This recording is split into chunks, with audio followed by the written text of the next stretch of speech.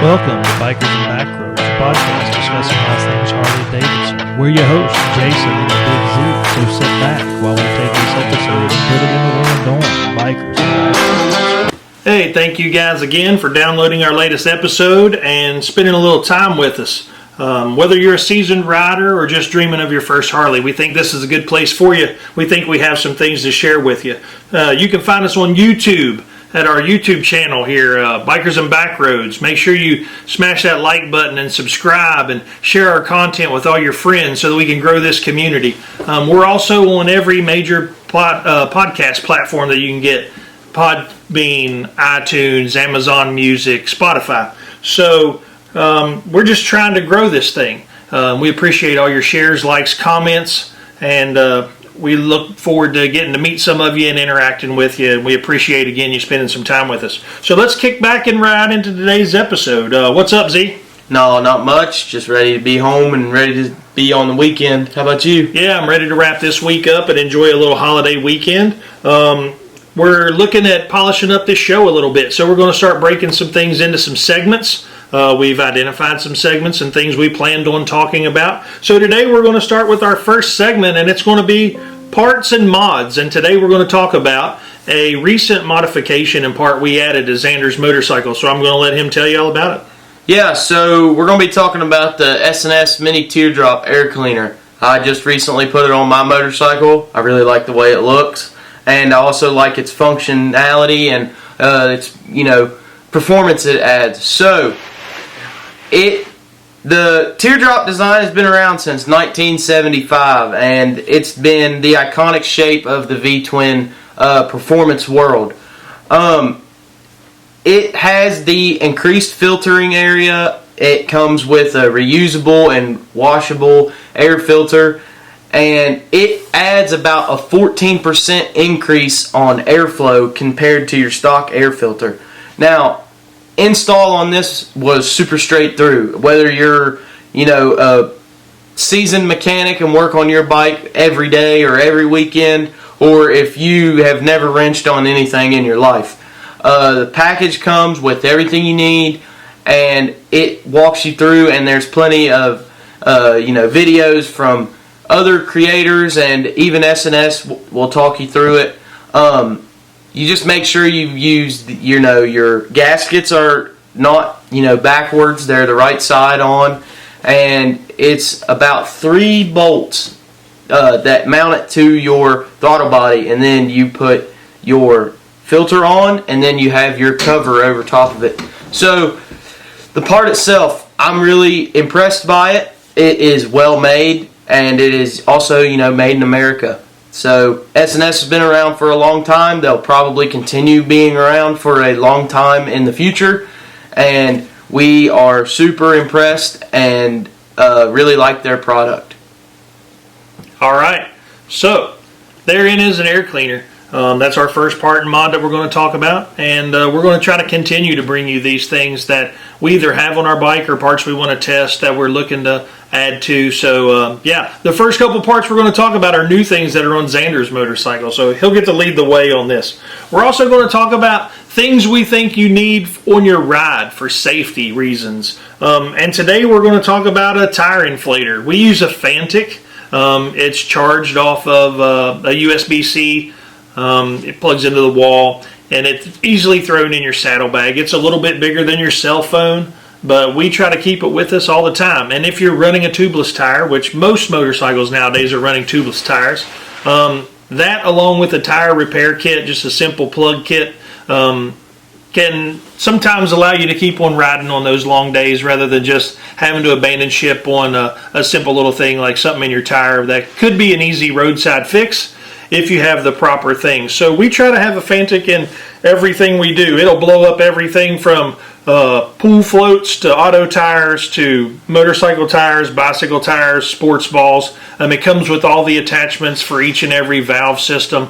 We use it. You pump it up, you load the pressure you want to inflate the tire to, and you hit go, and it runs and it turns itself off. The hose plugs into itself, and that's what turns the unit on and off. So it's very simple. It's nothing you're going to leave on accidentally if you leave it unattended for a few seconds. it turns itself off anyway. So yeah, a safety equipment. This is another segment we think we need to bring to you guys, especially if you're the new rider we talked about in the intro. A tire inflation kit and a tire repair kit will save your day a lot of times. Now Xander, he rides the older Dyna. He still has a tubed tire, so if we get in a situation with him, that's a whole different ball game. But for the majority of those out here riding, you're going to be riding a tubeless tire. And I think he's going to upgrade rims to go to tubeless tires at some point. But that being said, that simple safety device that we keep with us all the time allows us to. Again, that's one of the reasons we run throw-over saddlebags, is we've identified some things like this, and we don't have little toolboxes or rolls on our bike, but we do use the throw-over thrashing saddlebags that holds the little things like that and allows us to stay on the road. Now today, we're also going to introduce a top 5 list. I think this is fun because we get to debate these, but we're going to talk today about our top 5 favorite paint jobs, and then we were talking about how long we were going to do this. So what did we decide on our time frames? So, as y'all know, my bike is a 2007, so I said, let's go back until 2007, which is the oldest bike we have in our garage, and go from there, and we'll decide our top 5 non-CVO paint schemes from 2007 to present day. So, I'll let you start, Dad, with what is your 5th option, your least of your top 5? My least of my top 5 is... I'm a sucker for any orange. I really love the Mirage orange that has some of the metallic and burst in it, but I am a sucker for an orange motorcycle. So my 5th one would be anything orange Harley Davidson puts out. Okay, that's a good answer. So my number 5 on my list, which it's really 2 colors that's not two-toned, but I couldn't pick between them because they're just so classic and so iconic. And that is vivid blacks or pearl white on any bike. Any year, I just love the classic, clean look of those colors. And I think you can put them together because it's just solid, and it's either if you like black or if you like white. And it looks good on vivid black looks good if you've got black engine components or chrome engine components, and same with the white. The white paint on a blacked out motor is awesome, and then white and chrome, it still is going to catch your eye and you're still going to like to look at it. So move on to number 4, Dad. What about you? My number 4 is vivid black. Both the bikes in our garage are vivid black, and mine has more chrome than Xander's, but you can't go wrong with a black motorcycle. If you put in Harley Davidson's top 5 colors since the opening of their company in 1903, vivid black is tops of their category is black. But vivid black is their number 1 seller of all time, and then you've got the denims and things of that nature and a couple other blacks that have been rolled out along the way, but vivid black, nothing says beautiful Harley Davidson to me like a vivid black bike. So that's my number 4. Okay, so my number 4 is going to be a lot like your number 5, but it's a specific, and it's the 2017 Laguna orange. And I specifically loved this on the street glides. You've got that kind of brighter but deeper orange that takes over the whole bike, but then it's got the decal in it, or not decal, but the paint that is not necessarily a flame. It's like a brushed kind of racing stripe or speed stripes through it that is like the darker orange. I love the way that looks, and someone we know actually has a motorcycle in that color, and I have loved it since I laid my eyes on it. So that is my number 4 pick. My number 3 pick is the 2022 Apex color scheme. It's black with some silvery gray and a hard, like scallop, hard bordered stripe of orange. And the coolest thing to me is inside the gray or the silvery overlay are little bar and chill emblems, and I've seen it. It's beautiful on a Road King. It's awesome on a Street Glide, and it's awesome on a Road Glide. But with all the real estate of a bagger and a touring bike, with bags, hard bags, and things like that, that paint scheme is amazing to me. I just think, again, it's black and orange, two things I've already said. So that's my number 3. That's a good pick. I do agree that's a very good paint scheme. My number 3, though, is the 2016 Crushed Ice Pearl and Frosted Teal Pearl two-tone, specifically on the Road King. Now, I understand, like, white and teal, it is not for everybody, but I think it is just so classic and so out there, and anybody that knows me knows I just love things that look different, bright. Nobody else is going to have it, even though, you know, my bike is solid black with a little bit of chrome, and it's very common. I love the crazy paint schemes, and I love just anything wild colors, and this just is a paint of its own, and you don't see it on many other things, but man, on those bikes, that pearl teal and that pearl white looked awesome.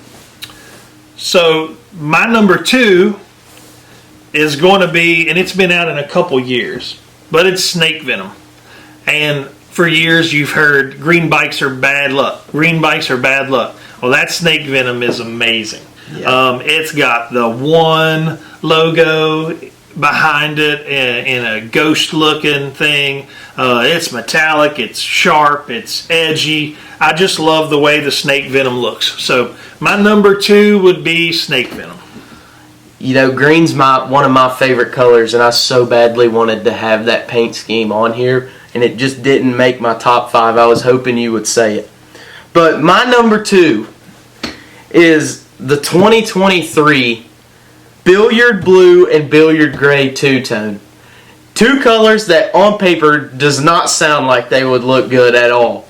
But man, does it pop when it's driving down the road. And I thought those bikes even looked like they were going fast sitting. It just caught my eye every time I walked into a dealership when they had those bikes and that scheme on the baggers. Just sitting there in the showroom, I always had to stop and look at it. And it always felt like somebody was buying one every time I went in there. So it must have been pretty popular, and I thought it looked great. So let's move on to your number 1, Dad. My number 1's going to blow his mind because he thinks I'm a total solid color guy. But my favorite paint scheme, and this is our top 5 is based on things we would love to see brought back. And even though we said 2007 to 2025, most of our paint schemes have landed probably between 2019 and 2025. And it's not because I'm against the old things. It's just what we see that catches our eyes. And then 2021, we had a 1-year only paint color, and it was Arctic Blast. It's white to blue burst, almost that blue burst, to fade to black. And on a bagger, it was phenomenal. I think that was a beautiful color. I would love to have that. Xander's over here thinking there's no way my dad would buy a 3-color bike other than the Apex. He could see me riding the Apex color scheme. But Arctic Blast I would buy. If they brought Arctic Blast back or any variants of that color on a new bike, and I'm looking to buy a bike in the next 2 years, say, that's what I would go for. I would absolutely have that bike. It's beautiful. It's eye-catching. You don't see them. So that's one of the things about this. It's our top 5 colors. And I mean, everybody said, well, you said vivid black. That's every year. It is, but that's iconic. There are some colors that have been 1-year runs, and there's colors that have been just like every 5 or 6 years. So our top 5 list is colors we would like to see brought back that we've seen. And it just happens to be that they've been as recent as probably 5 or 6 years ago. So you're number 1, bro. So my number 1 is a new paint scheme for 25, and I think it is one of the best custom paints that Harley has offered, and it is the 2025 Midnight Firestorm, and I love it specifically on a road glide. You've got the black background with the ghost, like black flames running through it. Man, that bike just looks like it's doing 100 mile an hour when it's parked standing still. And I absolutely love it. If I was looking for a bagger and I could find one of those, man, I'd be hard pressed not to look into getting that one. I just think it's a great paint scheme, and it's super simple with just enough to catch your eye and be like, that looks different. But yeah, like Dad said, this was to go all the way back to 2007, and even though our paints are, a lot of them are 2019 to present, and I had the 2016 and the 2017 color, that's just our favorites, and from at least that era. If you go back into the 30s, man, some of those old paint schemes from, your knucklehead and flathead days, man, they were beautiful. Maybe one day we'll do our top 5 paints from the AMF days. Those were some crazy, cool designs then. But, man, do you have any honorable mentions? Because I have one that I had to fight to keep off my list. I'm not so sure that it's an honorable mention or so, but just out of the ordinary, I think they'll do more things with the process of the new Gray Ghost paint, where it's almost a mirror finish, where it kind of looks translucent. I love the white onyx pearl. I love that. I would probably buy that bike as well. If you line them up beside me, I love the blue burst. But if we're going to talk about awesome bike colors that I've seen that I wish they would bring back, but I would love to see more things they would do in that almost mirrored image. I'm sure they could tint that a certain way to make that be about any color. But also, I would say probably the Moo Glide paint scheme of an old heritage classic. I'd love to see that brought back. Yeah. My one honorable mention, which it was not for everybody, and you either loved it or hated it, and I was one of the ones that loved it because it just stood out and it looked so crazy going down the road, was the hard candy flake paint scheme, specifically the black one. And you hear guys say they were bass boat bikes because they just had the big shiny flakes like bass boats do, and they just look crazy and glittery. And that was kind of the one thing that draws me to it. I just thought it was so out there and it popped so much that it just was cool to me. So that's awesome. Well, you noticed that part of this was we picked our top 5. Well, we had our 5 list run over a couple, but we were sticking solely on things that were non-CVO. So that lets you know that eventually we're going to get around to our top 5 CVO paint jobs. And we'll pick an area and go through that. And paint jobs might be awesome. One of my favorite things about going to the Harley-Davidson Museum was the gas tank wall.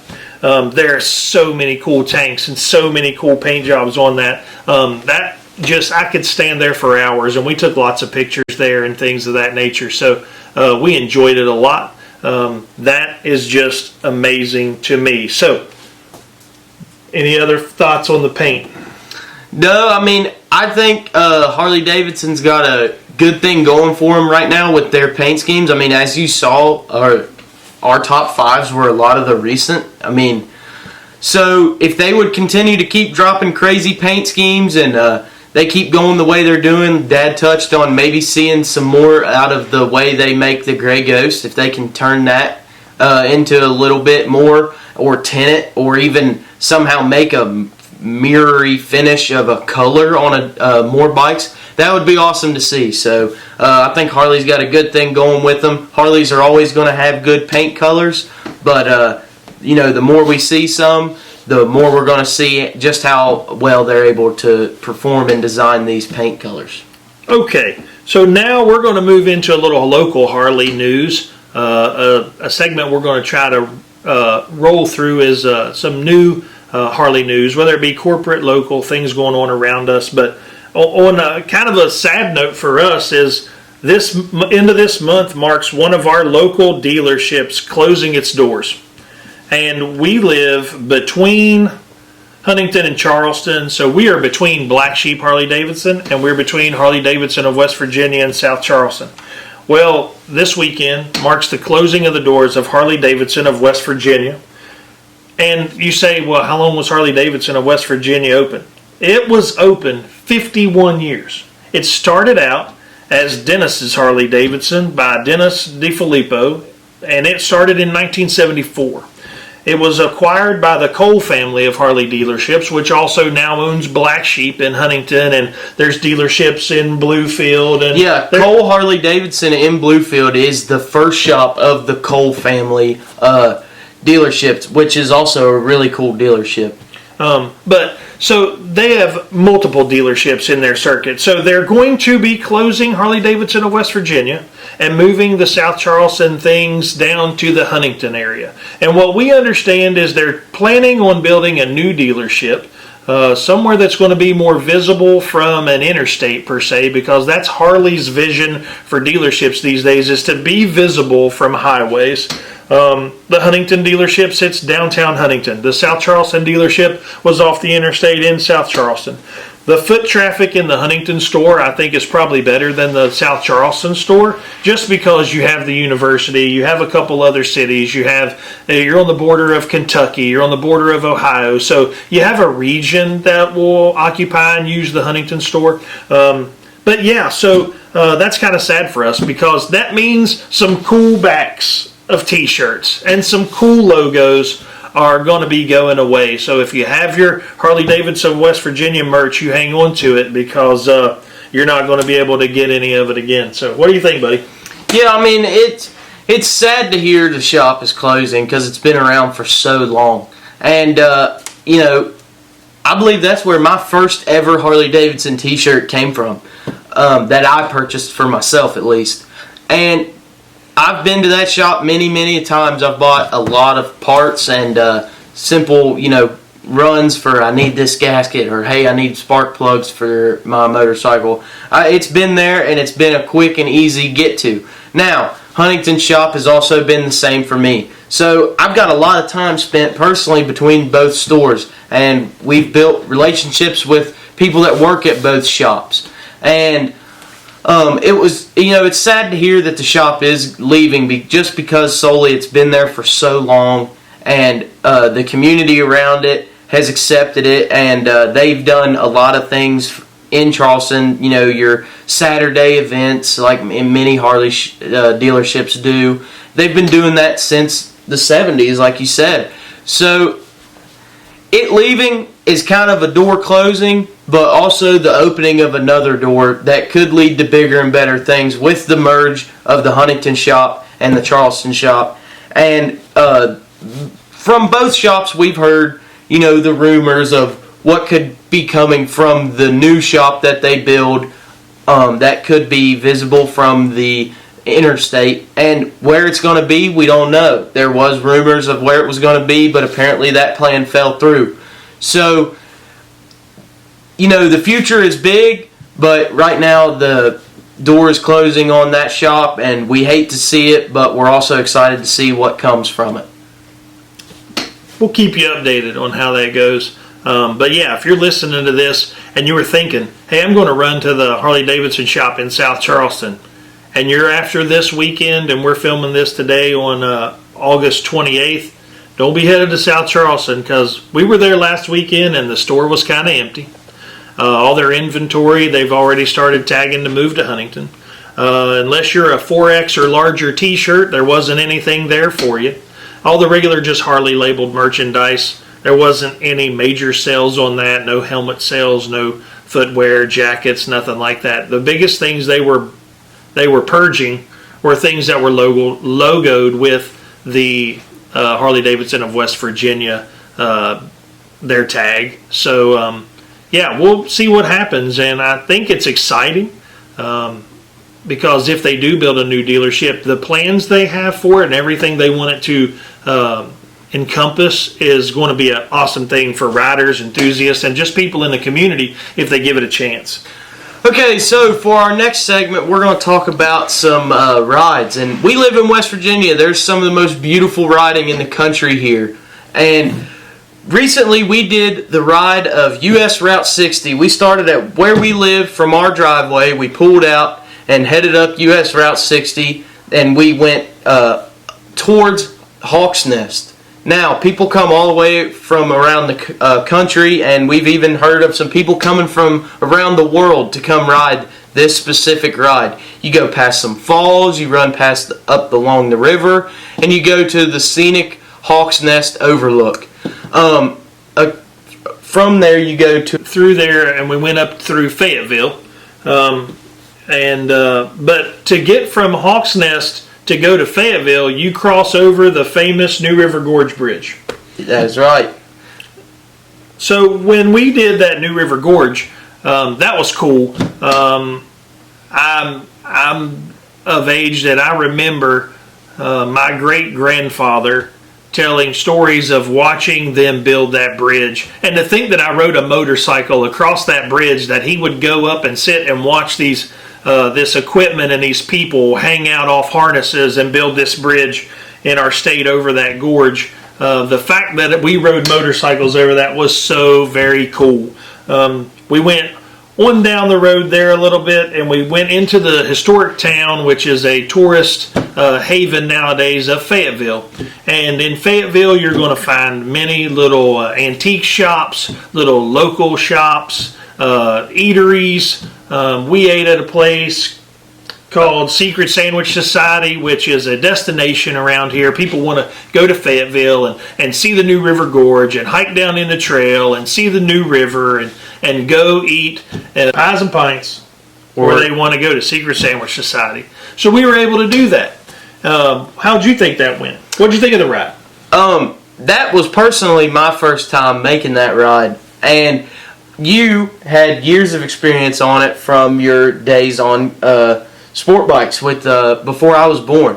So my first thoughts was it is a great ride, and if you are an absolute ripper and you trust yourself a little bit more than I do, and you get really comfortable on a motorcycle, you can run that as fast as you can, and you're going to have a lot of fun and a lot of leaning hard and taking some turns really fast. But also, if you're just a cruiser and you want to lay back, do the speed limit or less, you can just roll right through the turns and you're not going to feel uncomfortable or unsafe. Super great riding for all across the riding levels, and it is a blast of a ride. And luckily for us, that is an easy day ride for a laid back Saturday with nothing to do. And we just want to put that out here so y'all can hear about this. And if you're looking for another, road to ride or a good little loop, man, this is a great one, and we don't want you to miss it. I mean, it is iconic and known around here, but it is a perfect ride for literally anybody, whether you're new to motorcycles or you've been riding your entire life. Anybody will have fun on this ride, and I personally had a blast, and I can't wait to do it again. Like any ride, you're going to ride to your abilities. Route 60 takes you through small towns, and it takes you up through to Golly Bridge at the base of the Golly Mountain.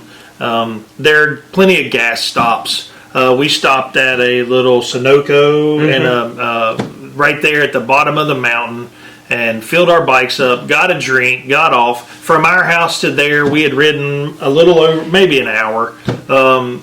Took a little break, and then we saddle up and we're going over the mountain. And like Xander said, you run along the New River. As you climb the mountain, you will go past a couple sets of falls. You go through some tight switchback turns, and then you head up into Anstead towards Hawk's Nest. Hawk's Nest has a lodge. It's a state park. It's a wedding venue destination, but there's some overlooks and some just beautiful scenery up there. Again, you're overlooking the New River. You can see rafting at times and just people floating. There's an airboat, a jet boat thing you can book and go up in there and play in the water. You pay a fee and they take you up there and play in the falls on this jet boat. It's a pretty cool thing. So we go on through Anstead and we go into, like I said, we get on Route 19 and we are going over the New River Gorge Bridge, and we go into Fayetteville, and after we get out of Fayetteville, we come down through the Cotton Hill edge of the loop, which it just makes one big loop. And we come down through Cotton Hill, and that riding seems to be way less aggressive, just a lot of fun, leaning left and right and corners and fun, and we probably were clipping along a little faster there as we came down through Cotton Hill back onto Route 60 and on home. And like he said, that was a great day ride for us. At the end of the day, we had traveled 170 miles from our house. Had a great lunch stop. It was busy when we stopped and ate lunch, so we waited like 45 minutes to eat lunch and walked around this little town, and it was so cool. My wife and your girlfriend, they wanted to go back on Monday in a car so that they could eat and see what we saw. So we did that trip twice in the same weekend. But again, we live in West Virginia. We're going to promote that. That is a beautiful ride.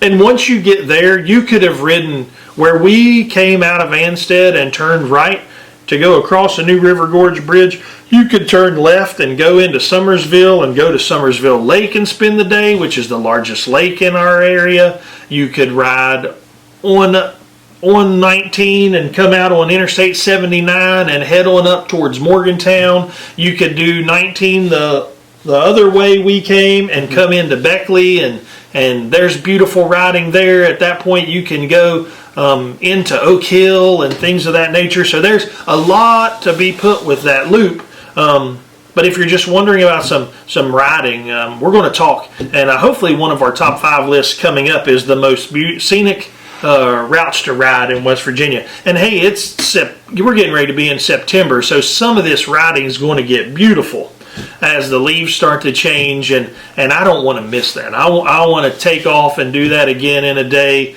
It's definitely some road that if leaves pile up in the road, you got to watch for that. You got to watch for shadows and things of that nature, because it's wild and it's wonderful and it's West Virginia, so there's wildlife moving and you're liable to see anything. But that is a great ride, and I didn't think it was anything outside of our abilities to ride it. I have ridden that more times than not on a sport bike, and have been crazier at times than I am on my cruiser, my Dyna. But it's just as fun. Just as fun. We had just a blast doing it. So I'm not going to miss the chance to bring cool things to you guys like that. So next week, what are we going to talk about as a part? So next week we're going to talk about the SP Concepts 2-in-1 exhaust that I'm running on my Dyna. I'll be excited to tell you all about it and talk about the installation and everything. So that's it for today's conversation. Thanks for joining us here on Bikers and Backroads. Make sure you like and subscribe and share the show. We're on YouTube and all of your major podcast places, and we will holler at y'all next time. And you riders, be safe and be blessed.